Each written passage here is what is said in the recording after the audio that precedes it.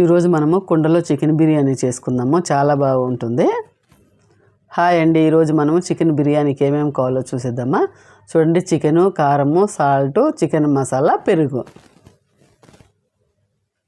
మనమైతే stove on చేసుకొని నేనైతే కుండ పెట్టుకున్నాను. అందులో వెన్న వేసుకున్నాను నేనైతే.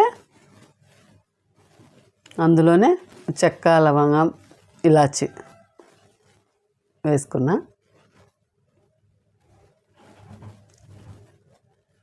చెక్క, లవంగము, ఇలాచి బాగా ఫ్రై కానిద్దాము.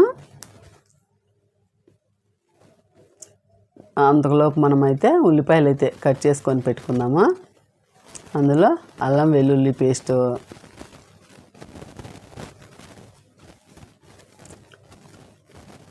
అల్లం వెల్లుల్లి పేస్ట్ పచ్చివాసన పోయేదాకా ఫ్రై చేసుకుందాము.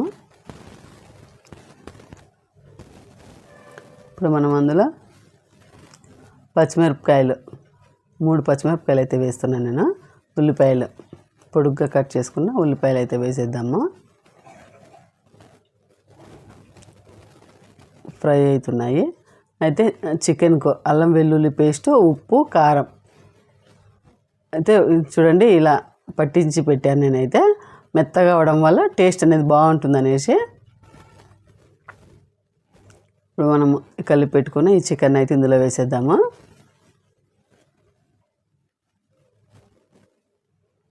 అలాగే కొత్త వాళ్ళు ఎవరైనా ఆ ఛానల్ చూస్తున్నట్లయితే సబ్స్క్రైబ్ చేయండి, లైక్ చేయండి. ఇప్పుడు నేనైతే చికెన్ వేసుకున్నాం కదా, ఒకసారి కలిపేసుకుందాము. కుండలో చికెన్ బిర్యానీ చేసుకుంటే చాలా బాగా టేస్ట్ అనేది ఉంటుంది. చూడండి, ఇలా చికెన్ అయితే ఫ్రై చేసుకున్నాను. ఇలా మనము మూత పెట్టుకొని ఒక 5 నిమిషాలు అయితే ఉడికించుకుందాము. అయితే ఒక కప్పు బాస్మతి రైస్ తీసుకున్నా చూడండి. మనమైతే నీళ్ళతో ఒక 2 సార్లు అయితే కడిగేసుకుందాం బాగా రైస్ను.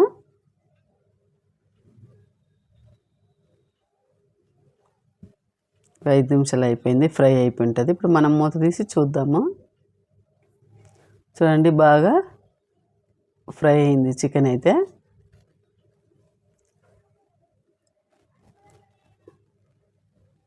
ఒకసారి కలుపుకుందాం మనము. ఈ చికెన్ కానీ తొందరగా ఫ్రై అయిపోతుంది. కుండలో ఎక్కువ హీట్ ఉంటుంది కాబట్టి కుండ.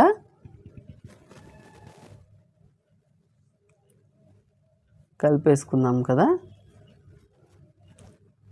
అందులో తగినంత సాల్ట్ వేసుకుందాం. నేను చికెన్లో అయితే అప్పుడే సాల్ట్ వేసాను కాబట్టి ఇప్పుడు కొద్దిగా అంత వేస్తున్నాను. కొద్దిగా కారం,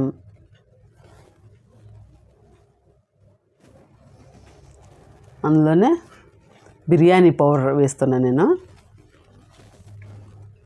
కొత్తిమీర, పుదీనా వేసుకుందాము.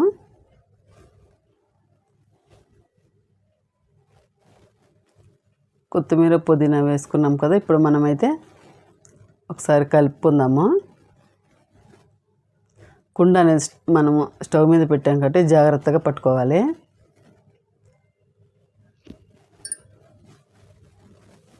చూడండి, బాగా కలిపేసుకున్నాను. అయితే ఒక కప్పు తీసుకున్నాం కాబట్టి 1.5 కప్పు నీళ్ళు అయితే పోస్తున్నాను. కొద్దిసేపు నానబెట్టుకున్నాం కాబట్టి కొద్దిగా నీళ్ళు తక్కువ పోస్తున్నాను. మనం డైరెక్ట్గా వేసేటికంటే 1కి 2 పోసుకుంటే సరిపోతాయి నీళ్ళు అయితే. నేను కొద్దిసేపు నానబెట్టుకున్నాను. మూత పెట్టుకొని నీళ్ళు అయితే మరగనిద్దాము. చూడండి, నీళ్ళు అయితే మరుగుతున్నాయి కదా. ఇప్పుడు నానబెట్టుకున్న రైస్ను ఇలా చేయితో అయితే వేసుకుందాము. నీళ్ళు అనేది అడుగునైతే ఉండిపోతాయి మనకు గిన్నెలో.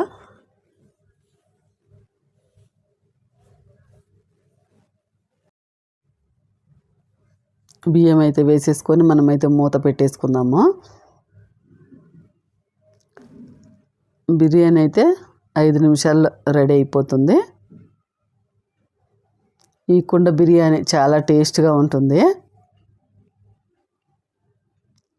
తొందరగా రైస్ ఉడకడానికి మనం స్టవ్ అనేది ఫుల్గా పెట్టకుండా సిమ్లో పెట్టుకుంటే కుండ హీట్ ఎక్కి ఉంటుంది కాబట్టి తొందరగా బిర్యానీ అయితే రెడీ అవుతుంది. మూత పెట్టుకొని 5 నిమిషాలు అయితే ఉడికించుకుందాం. నేను ఆలోపు అయితే కొద్దిగా గ్రేవీ చేసి పెట్టుకున్నాను. ఈ రైస్ గ్రేవీతో తింటే చాలా బాగుంటుంది బిర్యానీ అనేది. కుండ బిర్యానీ అనేది ఇలా చేసుకుంటే చాలా బాగా టేస్ట్గా రుచికరంగా ఉంటుంది, అందరూ ఇష్టపడేలాగా.